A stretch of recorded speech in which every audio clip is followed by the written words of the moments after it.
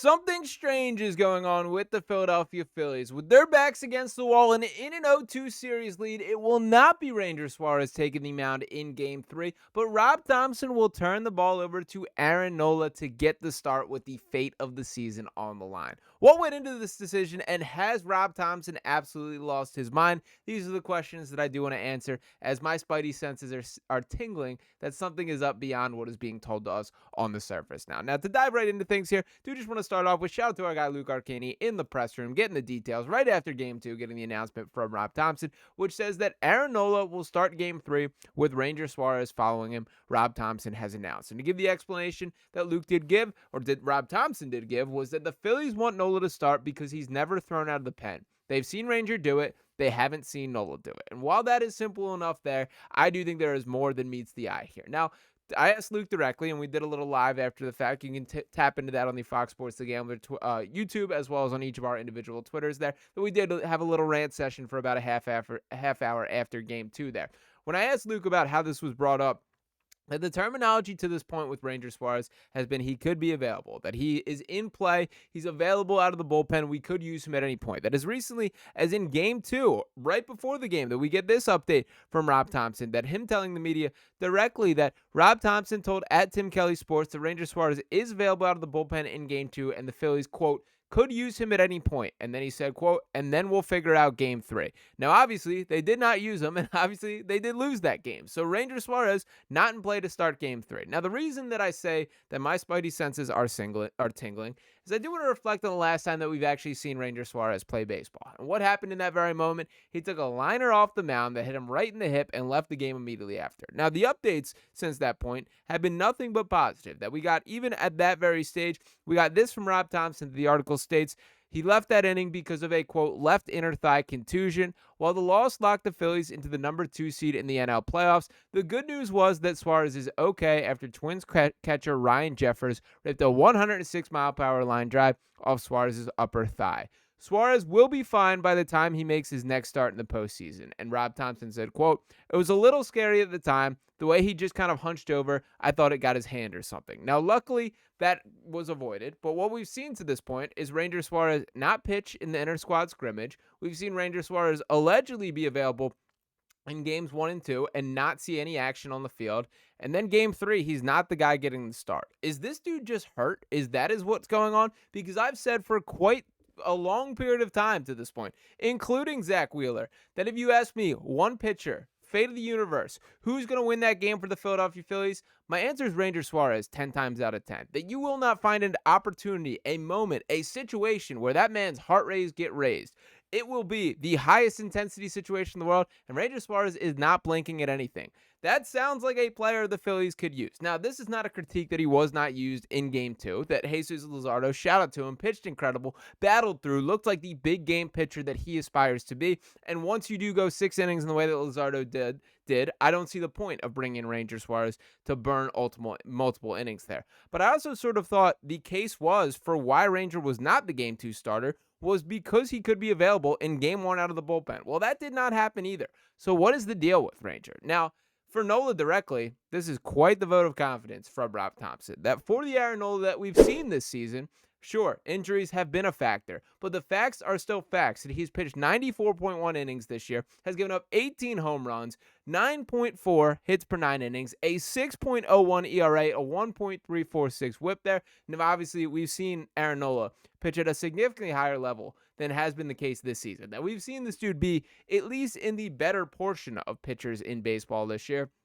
or in past years, has not been the case this year. Now, injuries have certainly bothered him. He has never found his stride, and I will note that I believe it was his second to last start for the regular season, where he was absolutely locked on, struck out 9+ hitters, was as dialed, painting corners, the fastball had movement. It looked like the old Aaron Nola. If that's the guy that is starting Game 3, the Phillies have a fighting chance in that. If it is the dude with a legitimate 6+ ERA that we've seen for most of this season, well, you can stick a fork in this Phillies team. Now, to be fair to Aaron Nola and the rest of this roster, the bottom line is the bulk of this responsibility still has to fall on the big dog stars, the guys that are swinging the bat at the plate. And what we do know is the stats that we're looking at in that specific situation situation is the top four of the Phillies lineup in games 1 and 2 are 3 for 27 at the dish with 12 strikeouts, 0 extra base hits. That comes out to a .111 batting average. That is just not good enough regardless of who's pitching. That both Christopher Sanchez and Jesus Luzardo have done enough to give this team a chance to win. You should not lose baseball games when you have a 3-0 lead in the 7th inning, as was the case when Christopher Sanchez started game 1.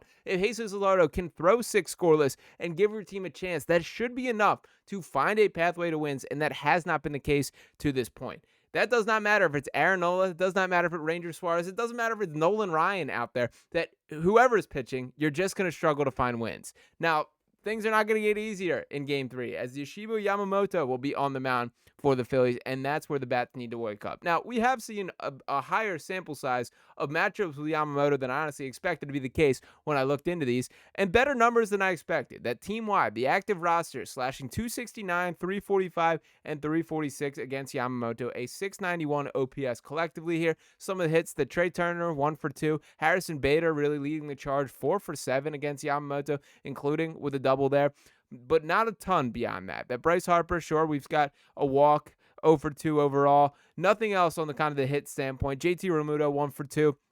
This is going to be a guy that is difficult to hit. He's one of the better pitchers in baseball. Castellanos got hit as well for a reason there. But what needs to be essential and what I need to be the priority in a way that I have not been satisfied with to this point with Blake Snell in this game and with really the first 2 games of this series, you know that this Dodgers team does not have a bullpen. Do everything possible to get to it, man. That the game can absolutely turn on its head if you chase Yamamoto out of this game early. Now, I understand that they are going to stagger their starters, that they're going to throw in the same way that the Phillies plan to go Aaron Nola to Ranger Suarez. And one last note on that is I do hope this is a once through the lineup thing with Aaron Nola. Like, I really don't want to see him facing Shohei Ohtani twice.